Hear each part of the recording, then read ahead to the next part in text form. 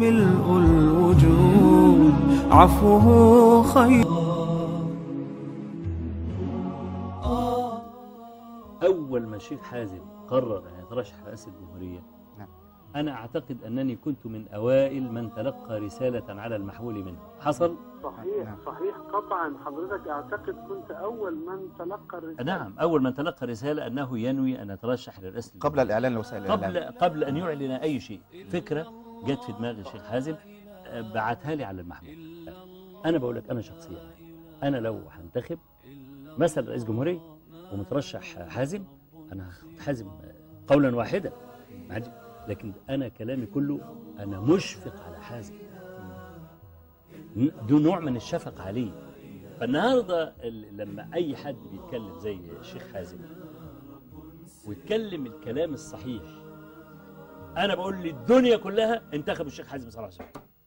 أنا بقول إنه تولى تركة ثقيلة وجاء في وقت ما يقدرش يعمل فيه حاجة إلا إذا حصل تناغم في الدولة معاه، وفي مئات الفئات ضده، مئات الفئات ضده. إذا كنت أنا رجل صالح وفاضل وربطت الدولة بالحلال والحرام،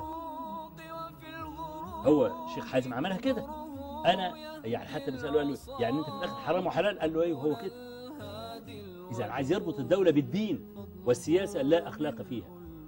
مصر دولة فيها جينات الدول العظمى.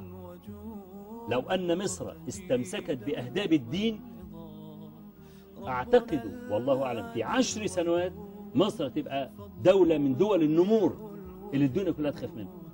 لكنهم عايزين مصر تفضل طول عمرها ضعيفة ما تتحركش.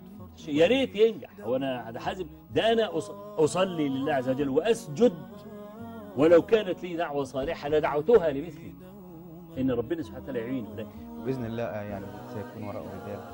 أسأل الله عز وجل أن يمكن لنا الشيخ حازم، وأن ينصره، وأن يرفع مناره، وأن يحكم مصر.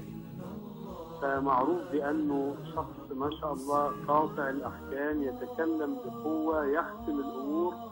لكن لو تخيلتم كيف يتحدث العاملون عنه بأنه هذا الشخص الدمث الخلق الرقيق الطيب الودود، يعني شيء يشرف والله، وخلقا وعلما. فالحمد لله يا رب العالمين، وربنا يديم عليه هذه النعمة من عند الله سبحانه وتعالى.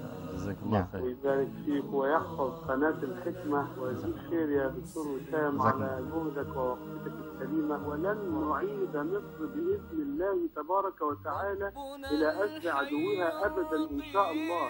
مش أنا ولكن ده فضيلتك أولا وأساتذتنا الكرام. أنا عايز أقول لك يا شيخ حازم، فضيلة الشيخ أبو إسحاق قبل قليل قال إنه لو لديه دعوة صالحة يدخرها للشيخ حازم صلى الله عليه وسلم، أن يوفقه الله. يا رب يعزك ويحفظك، كلمة كبيرة والله. ربنا يرفع قدرك يا رب ويجزيك خير. لو أن لي بهذه الدعوة الدنيا كلها يعني تساوي إيه؟ فربنا يبارك فيك يا رب العالمين ويجزيك خير. الودود فضله ملء الوجود عفوه خير.